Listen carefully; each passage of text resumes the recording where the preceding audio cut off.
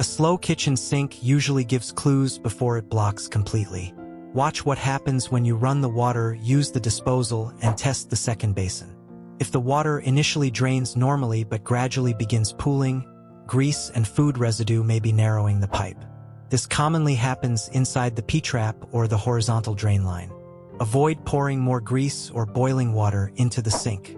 Boiling water can soften grease temporarily while moving it deeper into the plumbing, and it may damage certain plastic components.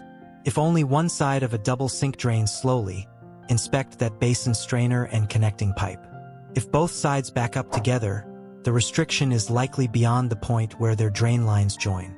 Does running the garbage disposal briefly improve the drainage? Food may be trapped inside or immediately beyond the disposal. Turn off and disconnect its power before inspecting it, and never reach inside with your hand. Gurgling from the sink, especially when another fixture drains, can indicate trapped air caused by a restricted vent or a deeper drain obstruction.